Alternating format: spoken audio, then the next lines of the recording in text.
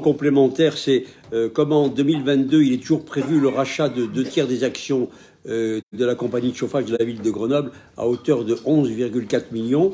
Est-ce qu'on peut savoir où on en est de ce dossier? C'est une question particulière. Il y a un deuxième point, je voudrais alerter pour vous dire que par exemple, il y a un problème qui, je ne sais pas s'il est ressenti partout dans toutes les communes. Je suis désolé de parler de celle que je connais, mais c'est la dégradation de la voirie, des entretiens de la voirie. Ça vraiment, je crois que c'est au départ, il y a une répartition financière sur laquelle vous étiez entendu, qui a eu pour objet qui a eu pour conséquence de minorer les budgets sur ce sujet, mais ça devient de plus en plus difficile, de plus en plus intolérable, la situation des passages piétons, des trottoirs, de la chaussée, etc. Je ne sais pas comment on peut s'accommoder de cette situation. Tous ceux qui sont les personnes âgées, les malvoyants, les personnes en difficulté de mobilité, la chaussée, les trottoirs, etc., n'ont plus les moyens d'être entretenus. J'alerte sur cette situation que j'imagine que vous connaissez, mais je vois mal comment ça pourrait continuer à se poursuivre à un tel niveau de laisser aller, de laisser faire. Alors sur le plan strictement financier, le vice-président l'a très reconnu très honnêtement, hein, l'épargne nette permet maintenant d'autofinancer moins de 5% des dépenses d'équipement. Donc, il l'a dit lui-même, le renouvellement du patrimoine métropolitain se retrouve financé par de l'emprunt, ce qui n'est pas sain, ce qui est dangereux, hein, ce qui entraîne un déséquilibre futurs qu'on va devoir vivre et supporter, et donc qui est dangereux. Il y a donc encore un fort recours à l'emprunt, avec une faible part des dépenses d'investissement qui sont financées par l'épargne nette.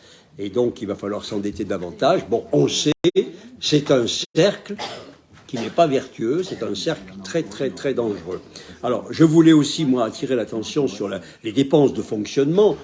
Globalement, donc, la Chambre des comptes a indiqué que la métropole, dans la masse de personnel, a augmenté la masse de personnel transférée de 10%, que globalement, la masse salariale des communes en parallèle n'a pas baissé. On a donc une métropole cumulée hypertrophiée, avec des coûts de fonctionnement extrêmement lourds, et on sait ce que cela représente, avec bizarrement une attractivité donc de la collectivité qui est faible, puisqu'il y a beaucoup de recours à l'intérim pour pallier aux défauts de recrutement. C'est pas non plus très satisfaisant, mais cette masse de dépenses de fonctionnement aggravée est aussi, pour le futur, quelque chose d'extrêmement dangereux.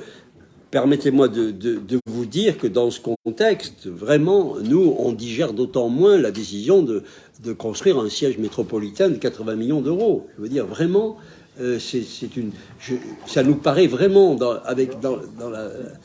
la dynamique, si j'ose dire, dans laquelle la métropole est, se dire qu'elle va se surcharger d'investissements lourds pour elle-même, avec des dépenses de fonctionnement y afférents, etc., même si on nous explique que ça coûtera moins cher, dans 25 ans ou dans 30 ans, on aura fait des économies, je pense qu'il y a là quelque chose qui ne prend pas en compte ce qui, je dis nous attend, parce que ça nous attend comme citoyens et comme contribuables. Et donc, nous sommes dans la mauvaise direction, et ce rapport d'orientation budgétaire, malheureusement, ne corrige pas cette direction.